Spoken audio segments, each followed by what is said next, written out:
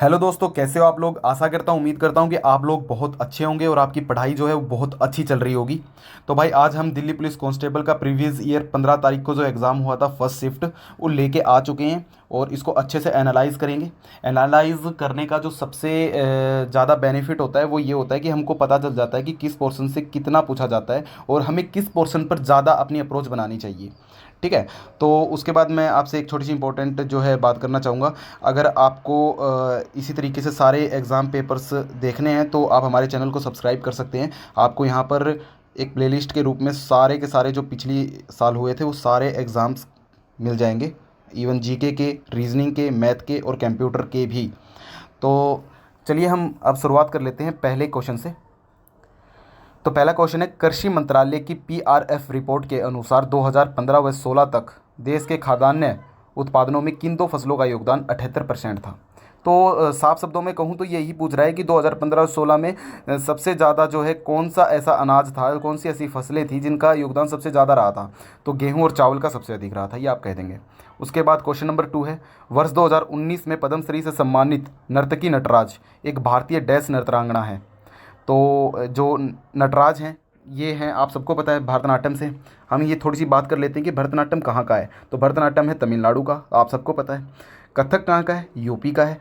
और कथकली कहाँ का है, केरल का है। ओडिसी कहाँ का है, उड़ीसा का है। तो देखिए यहाँ से क्वेश्चन बहुत ज़्यादा बनने के चांसेस होते हैं, तो आपको ये चीज़ें याद कर लेनी होगी, कौन से राज्य में कौन सा जो है त्यौहार बनाया जाता है, कौन से राज्य में कौन सी जो है नृत्य शैली है। इस तरीके की चीज़ें आपको थोड़ी सी याद कर लेनी होंगी। उसके बाद आ जाते हैं हम क्वेश्चन नंबर 3 पे।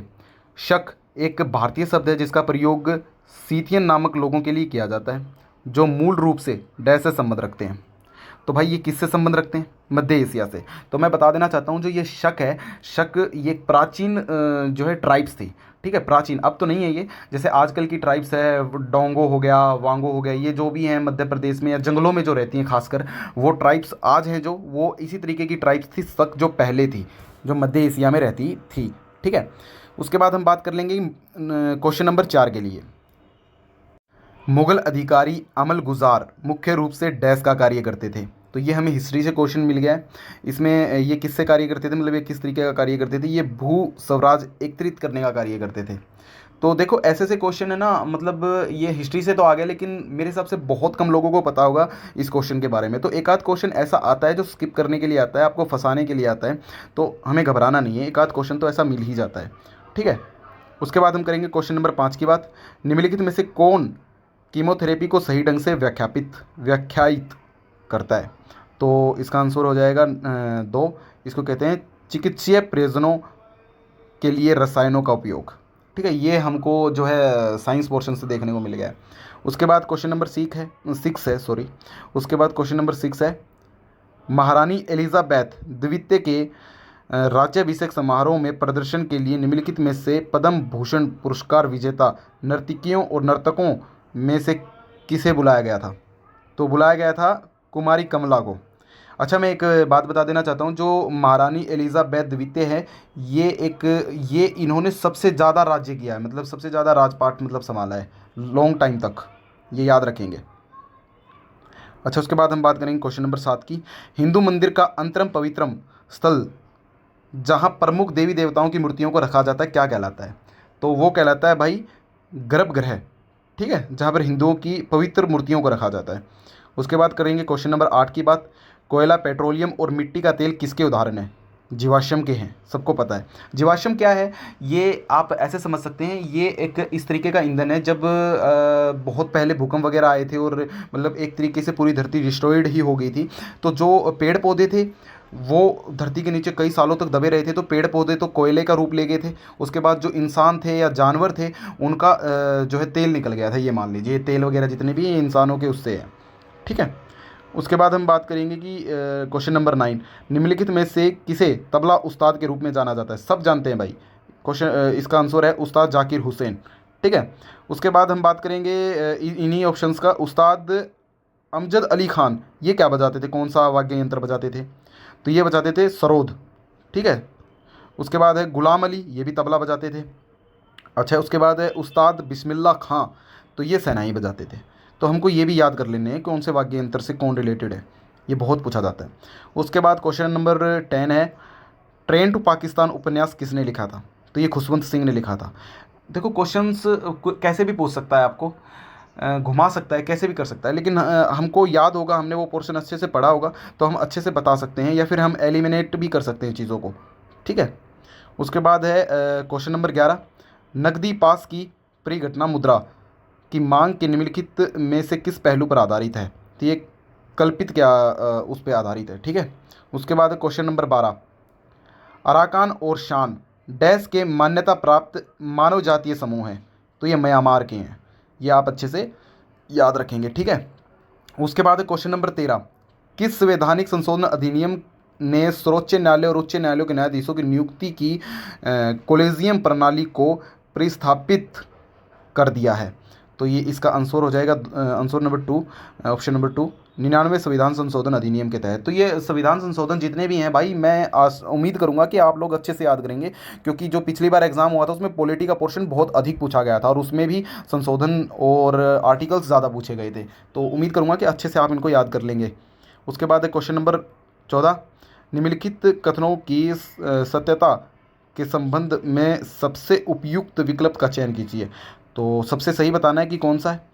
ए में कह रहा है कि भारत में जवारीय ऊर्जा के विकास की अपार संभावना है। बिल्कुल है भाई। और हिमाचल प्रदेश में मणिकर्ण में एक भूतापीय ऊर्जा संयंत्र चालू किया गया है। बिल्कुल किया गया है। तो ऑप्शन नंबर 1 हो जाएगा। उसके बाद हम बात करते हैं क्वेश्चन नंबर 15 के बारे में। विश्व में हरित क्रांति के जनक कहे जाने वाले नॉर्मन बोरलॉग किस देश से संबंधित है? देखो इनका नाम ही नॉर्मल नहीं है भाई, इंडियन तो हो ही नहीं सकते। नेपालियों के नाम भी आपको पता है, नेपाल देश के लोगों के नाम भी पता है, पाकिस्तान के लोगों का भी पता है आपको कैसे नाम होते हैं, तो ये बाहर का ही कोई होगा। तो इस तरीके से आप चीज़ों को एलिमिनेट करना भी सीखें। तो ऑप्शन नंबर 1 हो जाएगा यूएसए। क्वेश्चन नंबर 16 है, मदर टेरेसा ने निर्मल हृदय धर्मशाला या रोगीशाला की स्थापना क्यों की है? क्यों की है? ये की है एक ऐसी जगह प्रदान करता है जहाँ गंभीर रूप से बीमार लोगों को शांति से जो वो वहाँ पे मर सकें। ठीक है, याद रखेंगे, ऐसी चीज़ें भी बहुत पूछ लेता है। क्वेश्चन नंबर 17, डैश द्वारा उत्पादित सभी अंतिम वस्तुओं और सेवाओं का कुल बाजार मूल्य सकल राष्ट्रीय उत्पाद है? तो एक समयावधि में देश की निवासियों। तो ये हमसे जो है इकोनॉमी से पूछ लिया शायद से। इकोनॉमी से तो नाम मात्र क्वेश्चन पूछता है, मुश्किल से 1 या 2। तो हमको ज़्यादा उस चीज़ पे ध्यान रखना है जहाँ से ज़्यादा क्वेश्चंस बनते हैं। क्वेश्चन नंबर 18 है, भारतीय संविधान के अनुच्छेद 25 में प्रदान की गई अंतःकरण की स्वतंत्रता को निम्नलिखित में से किन 2 अनुच्छेदों द्वारा मजबूती प्रदान की गई है? तो ये अनुच्छेद 27 और 28 के द्वारा इनको ज़्यादा मजबूती प्रदान की गई है। उसके बाद हम बात करेंगे क्वेश्चन नंबर 19 के बारे में। भारत में अनुबंधित सिविल सेवाओं के लिए अर्हता प्राप्त करने वाले पहले भारतीय कौन थे? तो सत्येंद्र नाथ टैगोर थे। उसके बाद क्वेश्चन नंबर 20 है, मूल संविधान में 395 अनुच्छेद, हाँ ठीक है, मूल संविधान में 395 अनुच्छेद थे जो डैश भागों में विभाजित थे। तो हमको ये चीज़ भी अच्छे से पता होनी चाहिए कि जब हमारा संविधान बना था तब ये चीज़ें कितनी थी और बाद में जाके ये चीज़ें मतलब अब वर्तमान में कितनी हो गई हैं। तो भाग जो पहले थे जब बनाए गए थे तब ये भाग वर्तमान में तो 25 हो गए हैं, लेकिन पहले 22 थे। ऐसे ही अनुसूचियाँ थी, पहली अनुसूचियाँ 8 थी, अब जाके ये 12 हो गई हैं। सिकंदर के क्वेश्चन नंबर 21 है, सिकंदर के आक्रमण के फलस्वरूप निम्नलिखित में से किस वंश का उदय हुआ है? तो मौर्य वंश का हुआ है। ये हिस्ट्री से पूछा है। निम्नलिखित में से किस संविधान संशोधन अधिनियम के अनुच्छेद 38 में संशोधन किया, अच्छा, जिसे राज्य के नीति निर्देशक सिद्धांत के तहत गिना गया और जिसमें राज्य को आय, स्थिति, सुविधाओं और अवसरों से असमानताओं को कम करने का निर्देश दिया गया? तो ये एक तरीके से यही बताया गया है कि मतलब समान नागरिक, सबको समानता का अधिकार कौन से आर्टिकल में दिया गया है, एक तरीके से यही पूछा गया। तो आर्टिकल नंबर 44 में दिया गया है, सभी समान है। ठीक है। उसके बाद क्वेश्चन नंबर 23, इसमें पूछा गया है, 1 मिनट के लिए हम इसको जूम कर लेंगे। इसमें पूछा गया है, थियोसॉफिकल सोसाइटी की स्थापना किस देश में हुई है?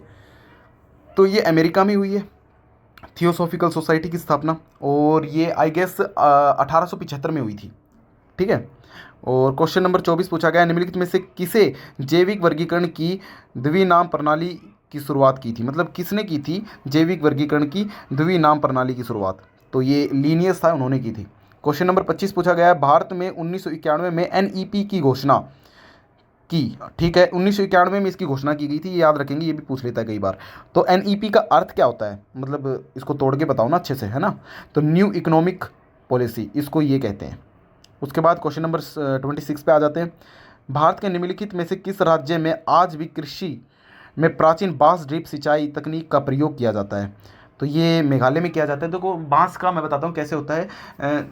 आप ऐसे भी अंदाज़ा लगा सकते हैं, जो नल होता है वो समतल जगह पे लगता है, क्योंकि वो ज़मीन से कनेक्ट होगा तभी तो वो पानी निकालेगा। लेकिन मेघालय जैसी जगह है ना, वहाँ पे पहाड़ है, वहाँ पर नल लगाना पॉसिबल नहीं है। वहाँ पर जो है पानी रिस रिस के आता है या झरनों के थ्रू आता है। दैट्स वाई वो क्या करते हैं, एक बम्बू होते हैं, बम्बू आपको पता ही है, वो अंदर से खोखले होते हैं, तो बम्बू में पानी भरता है, फिर वो टेढ़े हो जाते हैं, वो दूसरे बम्बू को पास कर देता है। ऐसे कर करके वो खेतियों की सिंचाई करते हैं या फिर अपने पीने के लिए पानी एकत्रित करते हैं। उसके बाद हम बात करेंगे 27 की।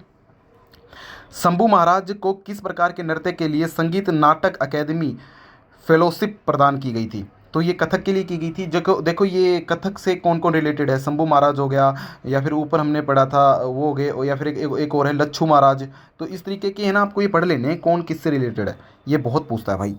क्वेश्चन नंबर 28 है, सरकार द्वारा लगाई गई सीमाओं या बाधाओं को हटाने की प्रक्रिया को किस नाम से जाना जाता है? उदारीकरण के नाम से जाना जाता है। उसके बाद है क्वेश्चन नंबर 29, 37वीं राष्ट्रीय जूनियर एथलेटिक्स चैंपियनशिप निम्नलिखित में से किस राज्य को आयोजित की गई थी? किस राज्य में आयोजित की गई थी? ये असम में की गई थी। तो ये लगभग करंट से ही पूछ लिया हमको।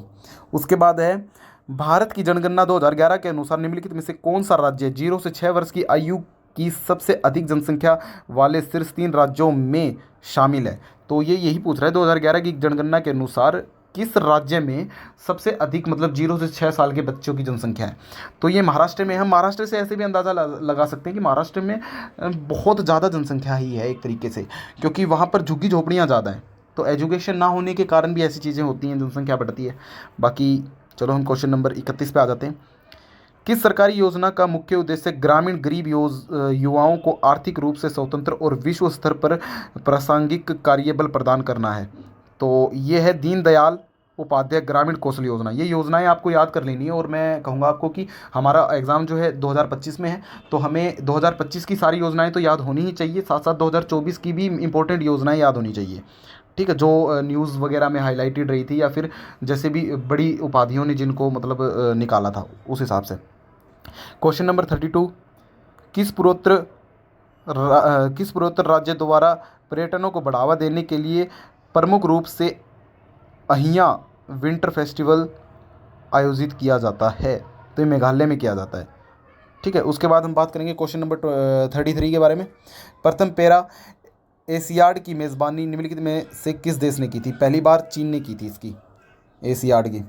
उसके बाद हम करेंगे क्वेश्चन नंबर 34, निम्नलिखित में से कौन सी हस्ती एक पुरस्कार विजेता मोहिनी अट्टम नृत्यांगना है? तो नीना प्रसाद है जो मोहिनी अट्टम की मतलब पुरस्कारता है। ठीक है, उसके बाद हम बात करेंगे 35 के बारे में। संदीप दास निम्नलिखित में से किस ताल वाद्य यंत्र को बजाने के लिए प्रसिद्ध है? तबला को बजाने के लिए भाई ये संदीप दास। सॉरी। क्वेश्चन नंबर 36, मिस्र के काहिरा में आयोजित international shooting sport federation ISSF world cup 2022 में भारत ने कितने पदक जीते? तो 7 जीते थे, और ये भी हमको जो है करंट अफेयर से मिल गया क्वेश्चन। उसके बाद हम बात करेंगे अगले क्वेश्चन के बारे में 37, साकेवा एक धार्मिक त्यौहार है जो डैश के किरात खम्बूराई समुदाय द्वारा बनाया जाता है। तो सिक्किम में बनाया जाता है, सिक्किम के किरात खम्बूराई द्वारा बनाया जाता है। ठीक है, क्वेश्चन नंबर 38, भूकंप के सबसे सामान्य प्रकार कौन से हैं? तो ये सामान्य प्रकार कौन से हैं, मतलब जो सामान्यतः पहचाने जा सकते हैं? विवर्तनिक भूकंप।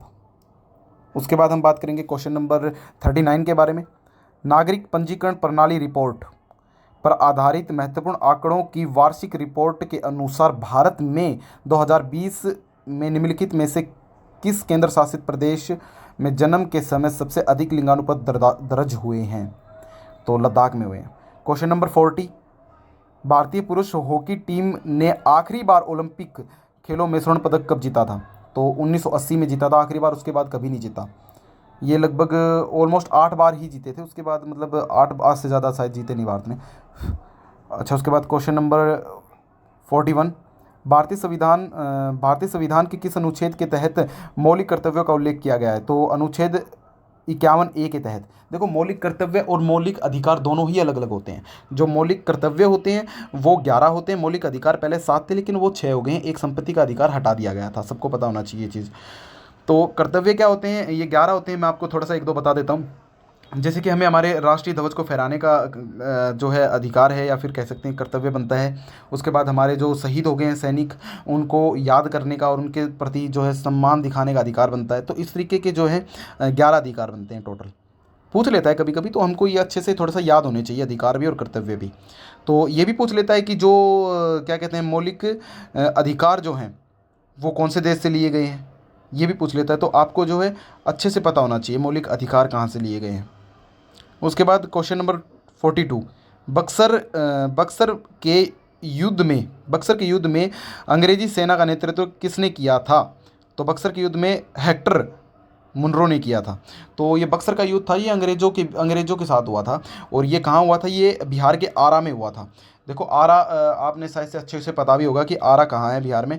एक गाना भी है, हिलेला आरा डिस्ट्रिक्ट जिला टोप लागेलू, ये गाना है ना। तो वो आरा की बात कर रहे हैं, वो यही आ रहा है।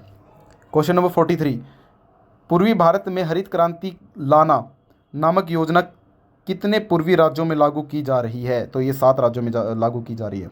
निम्नलिखित में से कौन सा भाग संरचना स्तूप के सबसे ऊपरी भाग में स्थित होता है? तो ये हर्मिका है। तो ये जो मैं बता देता हूँ, ये स्तूप वगैरह है, ये मैं बता देता हूँ ये कहाँ होता है। ये बौद्ध का धार्मिक स्थल होता है, यहाँ उनके ऊपर होता है।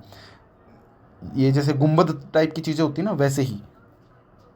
क्वेश्चन नंबर 45, अलाउद्दीन खिलजी के दक्षिण सैन्य अभियान का नेता कौन था? मलिक काफूर था, और ये जीत के भी आया था दक्षिण से। उसके बाद है क्वेश्चन नंबर 46, एक विलियन में 450 ग्राम जल में 50 ग्राम शर्करा और विलियन के द्रव्यमान प्रतिशत द्वारा द्रव्यमान के संदर्भ में सांद्रता का परिकलन कीजिए। तो ये बहुत कम पूछता है भाई, ये बहुत मतलब मैं कहता हूँ बहुत ही कम, रेयर है कि आपको एक दो क्वेश्चन मिल जाएं, बहुत कम पूछता है। तो 10% है, ये निकालना पड़ता है हमें, ये मैथमेटिक टाइप की चीज़ें होंगी ना। उसके बाद क्वेश्चन नंबर 47, निम्नलिखित में से किस भारतीय खिलाड़ी ने एस अगेंस्ट ऑड्स शीर्षक में आत्मकथा लिखी है? तो ये लिखी है सानिया मिर्ज़ा ने। सबकी आत्मकथाएं भी आपको याद होनी चाहिए, जो बड़ी हस्तियां हैं या फिर जिनकी फेस वैल्यू ज़्यादा है। उसके बाद है क्वेश्चन नंबर 48, सर्वोच्च न्यायालय न्यायाधीशों की संख्या संशोधन अधिनियम 2019 के अनुसार भारत के मुख्य न्यायाधीशों को छोड़कर सर्वोच्च न्यायालयों में न्यायाधीशों की स्वीकृत संख्या कितनी है? तो ये सुप्रीम कोर्ट की नहीं पूछ रहा, ये हाई कोर्ट के जजेस पूछ रहा है कि पूरे देश में कितने हैं। तो 33 है। क्वेश्चन नंबर 49 है, भारतीय संविधान का अनुच्छेद 350B डैश से संबंधित है। तो ये भाषाई अल्पसंख्यकों के लिए विशेष अधिकारी है। ठीक है। उसके बाद है क्वेश्चन नंबर 50, भूवैज्ञानिकों द्वारा आमतौर पर किस विशेष प्रतीक का उपयोग सेल्स या फिर दोष या फिर विभंग, केस्टा, आग्रेडाइक और सील के अभिविन्यास का वर्णन करने के लिए किया जाता है? तो ये नीतिलंब और नीति के लिए है। तो देखो, ये आज का तो हमारा सेट जो है वो कंप्लीट हो गया है, अच्छे से हमने कंप्लीट कर लिया है। ऐसे ही हम डेली लेके आएंगे, लगभग 35 से 40 सेट्स होंगे और आपको सारे के सारे सेट हमारे इस चैनल पर मिल जाएंगे प्लेलिस्ट के थ्रू। अभी तो हम सिर्फ जीके को करा रहे हैं, उसके बाद हम कंप्यूटर स्टार्ट करेंगे, देन रीजनिंग एंड मैथ भी स्टार्ट करेंगे। तो आपको प्रीवियस ईयर के लिए जगह जगह भटकने की कहीं ज़रूरत नहीं है। आप चैनल सब्सक्राइब कीजिए और अच्छे से पढ़ाई कीजिए और सिलेक्शन लीजिए। ठीक है। आशा करता हूँ, उम्मीद करता हूँ कि आप लोगों को हमारी ये वीडियो और हमारा ये सेशन अच्छा लगा होगा। अगर अच्छा लगा है तो प्लीज़ लाइक कीजिए, शेयर कीजिए और अच्छा सा कमेंट कीजिए। Thank you so much.